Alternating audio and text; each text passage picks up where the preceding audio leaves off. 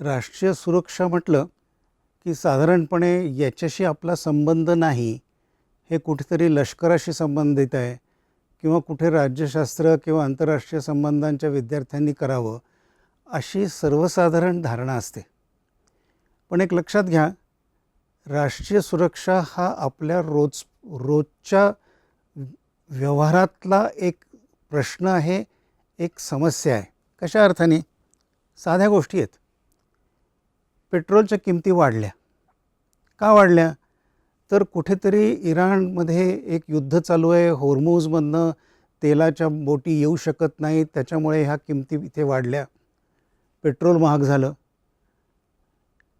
हे राष्ट्रीय सुरक्षा ह्या संकल्पनेखाली येतं आणि हा आपल्या रोजच्या इश्यूज आहेत. किंवा एखादा विद्यार्थी म्हणेल की मी सायन्सचा आहे, हे आंतरराष्ट्रीय संबंधांचं आहे. मग तुम्ही समजा एखादा केमिस्ट्रीचा विद्यार्थी असेल तर केमिकल वॉरफेअर किंवा रासायनिक युद्ध की जी घडलेली आहेत, किंवा एखादा कॉम्प्युटरचा विद्यार्थी असेल तर तो म्हणेल की माझा काय संबंध, सायबर सिक्युरिटी. एखादा सामाजिक शास्त्राचा विद्यार्थी असेल, अर्थशास्त्राचा असेल, इकॉनॉमिक्सचा असेल, इकॉनॉमिक सिक्युरिटी असते, पॉलिटिकल सिक्युरिटी असते, राजकीय सुरक्षा असते, आर्थिक सुरक्षा असते, सांस्कृतिक सुरक्षा असते, सामाजिक असते. मायग्रेशनचे प्रश्न, विस्थापितांचे प्रश्न, आपल्याकडे जी लोक निर्वासित म्हणून येतात ह्यांचे प्रश्न, हे सगळे राष्ट्रीय सुरक्षिततेचे प्रश्न आहेत.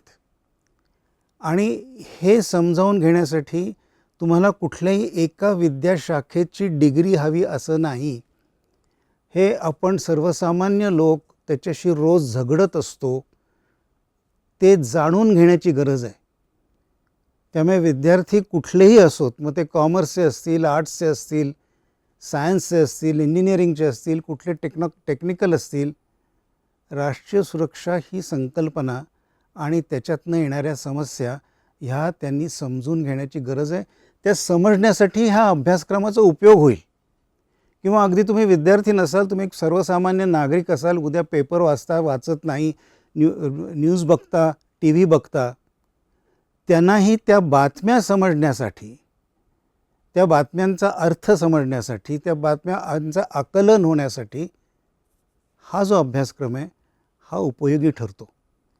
हा बेसिक आहे, मूलभूत अभ्यासक्रम आहे आणि तशा अर्थाने तो आंतरविद्याशाखीय आहे, इंटरडिसिप्लिनरी आहे. ह्यात सगळे घटक येतात आणि हे घटक घेत असताना भारत केंद्रित हा अभ्यासक्रम आहे. मग ह्याच्यात काय केलं आहे? सुरुवातीला ही संकल्पना जी आहे, राष्ट्रीय सुरक्षा ही संकल्पना जी आहे, ही विस्तृतपणे समजावून सांगण्याचा प्रयत्न केला आहे. आणि आपण राष्ट्रीय सुरक्षा कशी मिळवतो, याचे काय काय घटक असतात, कशा पद्धतीने ते आपण आत्मसात करू, ह्या गोष्टी सांगितलेल्या आहेत. आणि मग भारताच्या संदर्भात स्पेसिफिकली भारताचे जे वेगवेगळ्या देशांशी संबंध आहेत, आपले पंतप्रधान, राष्ट्राध्यक्ष किंवा इतर मंत्री वेगवेगळ्या ठिकाणी प्रवास करतात, परदेशी जातात, येतात, वेगवेगळे करार करतात. काही लष्करी असतात, काही आर्थिक असतात, काही सामंजस्याचे असतात, असे वेगवेगळे करतात. ती लोक इकडे येतात, काही कॉन्फरन्सेस होतात. ह्या सगळ्या गोष्टी, ह्या ज्याला आपण द्विपक्षीय पातळीवरचे संबंध म्हणू, बायलॅटरल म्हणू, मग ते भारत अमेरिका असेल, भारत रशिया असेल, भारत UAE असेल, भारत चीन असेल, यांची चर्चा आहे. तसंच आंतरराष्ट्रीय संघटनांची देखील चर्चा आहे. मग ते युनायटेड नेशन्स असेल किंवा काय सार्क असेल, आसियान असेल. मुळात काय, हा अभ्यासक्रम तुम्हाला ह्या सगळ्या गोष्टी समजून घेण्यासाठी मदत करू शकतो. मग विद्यार्थी असाल तर त्याचा उपयोग तुम्हाला ह्या अभ्यासक्रमाचा असा होतो की तुम्हाला त्याच्यातनं क्रेडिट्स मिळतात. विद्यार्थी नसाल, केवळ इंटरेस्ट पोटी की मला एक कुतूहल आहे, मला काहीतरी नवीन शिकायचं आहे, म्हणून तुम्ही जर का अभ्यासक्रम केलात तरी देखील तुम्हाला वेगवेगळ्या गोष्टी समजण्यासाठी, त्याच्यातल्या डायनॅमिक्स जे आहेत, त्यातले वेगवेगळे घटक जे आहेत ते समजण्यासाठी हा अभ्यासक्रमाचा उपयोग होऊ शकतो. मूळ मुद्दा काय आहे, तर हा अभ्यासक्रम सगळ्यांना उपयोगी ठरू शकतो. हा भारत सरकारचा जो पोर्टल आहे त्याच्याखाली हा राबवलेला आहे. याच्यामध्ये एकूण 51 लेक्चर्स आहेत आणि ह्या लेक्चर्स वेगवेगळ्या एक्सपर्ट्सनी दिलेली आहेत. त्या विषयामध्ये काम करणारी लोक जे आहेत, त्याच्यात अनुभव असलेली लोक जे आहेत, ते जे एक्सपर्ट्स आहेत त्यांनी ही लेक्चर्स दिलेली आहेत. त्यांचा अनुभव त्याच्यात दिसेल, त्यांचा अभ्यास त्याच्यात दिसेल. आणि मग दर आठवड्याला ह्या लेक्चर्स संपल्यानंतर त्याच्यावरती काही टेस्ट्स असतील. ज्यांना सर्टिफिकेशन पाहिजे, म्हणजे ज्यांना ह्याच्यात क्रेडिट्समध्ये इंटरेस्ट आहे की तुमच्या क्रेडिट बँकेमध्ये 5 क्रेडिटचा कोर्स आहे. क्रेडिट बँकेमध्ये ह्याचं जर का क्रेडिट्स घ्यायचे असतील तर तुम्हाला दर आठवड्याला परीक्षा असेल, मल्टिपल चॉईस प्रश्न असतील आणि मग हा कोर्स संपल्यानंतर एक फायनल एक्झाम असेल. पण हे कोणासाठी आहे की ज्यांना क्रेडिट बँकेमध्ये आपल्याला 5 क्रेडिट मिळावेत यांच्यासाठी आहे.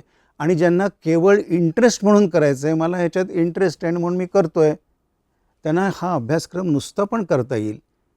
त्याच्यासाठी क्रेडिट्सची गरज नाही, परीक्षा देण्याची गरज नाही. हा सगळ्यांसाठी उपयुक्त असलेला अभ्यासक्रम आहे. हा जरूर करा. काही सजेशन्स असतील, काही सूचना असतील, ह्या जरूर आमच्यापर्यंत द्या, कारण त्याच्यातनंच हा अभ्यासक्रम पुढे नवीन पद्धतीने विकसित होऊ शकतो. My best wishes to all of you. नमस्कार.